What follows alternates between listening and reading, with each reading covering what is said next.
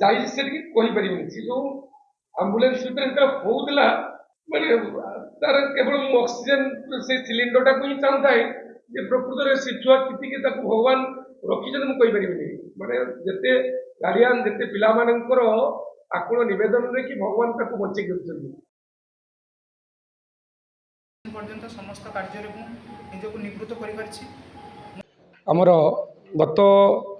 8 February 2026 तारिखरे सपन सार बालेश्वर जाइए doctor देखापी एवं फेरुवा अवस्था आपणकर भेलोडा छक निकटने सारंकर गोटे मर्मन्तुत सड़क दुर्घटना घटी एवं से खबर पाई मु संगे संगे एठारू बालेश्वर हॉस्पिटल जाइली आठारू सारंग को नहीं एवं मो सहित सारंकर जड़े छात्र रंजन कुमार मंडल मो सहित रही है आम दुहे मिसिकी सारंग को आगे गोटे प्राइवेट हॉस्पिटल को नहीं सेठारे 2 दिन ट्रिटमेंट है अश्विनी ट्रमा सेंटर को सारंग को नहीं से दिन ठारू दीर्घ 20 दिन है पाखापाखि सार से ट्रमा सेंटर चिकित्सा होती गत काली सारंकर गोटे बड़ ऑपरेशन टी सारंकर स्वास्थ्य अवस्था वर्तमान टिके उन्नति होती एवं स्थिर रही सारंकर स्वास्थ्य अवस्था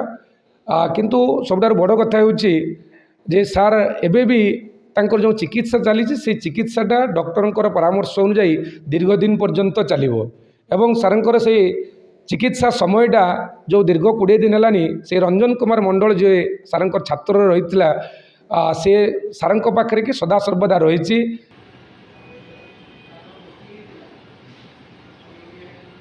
आम सपन सार जी कि कमरदा डिग्री महाविद्यालय दर्शन विभाग अध्यापक अटंती सी गत 8 तारिख रविवार दिन बालेश्वर जाइए डाक्तर देखापी सेठारु फेरिबा समय सारंकर एक भेलुरा छक निकट में सारंकर एक मर्मन्तुत सड़क दुर्घटना होता जो थे कि सारंक अवस्था बहुत सीरीयस थिला से कथा शुणी आम घनश्याम सार एवं सारंकर छात्र जे कि रंजन कुमार मंडल सी बालेश्वर हॉस्पिटल स्थानांतरित कर कटक अश्विनी ट्रमा सेंटर को नहीं जाइए एवं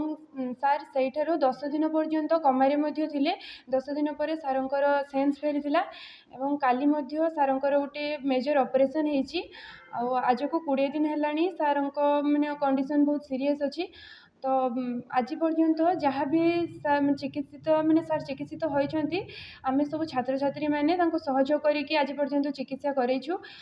सारंक बापा माँ से सामर्थ्य ना माने सेठाको जीवे एवं बहुत जर्जरित अवस्था से अच्छा तो आम आपण मानू अनुरोध करुचु आपण जदि कि सहृदय व्यक्ति थांती ताहले साहाय्य करेंगे एवं आपण मैंने साहाय्य कले सार पुणी थे आम को से क्लासरूम को पाठ पढ़ाई एवं आम मान हस खेल पुणी थे सार फेरी आस सार जन अच्छा सपन सार दर्शन विभाग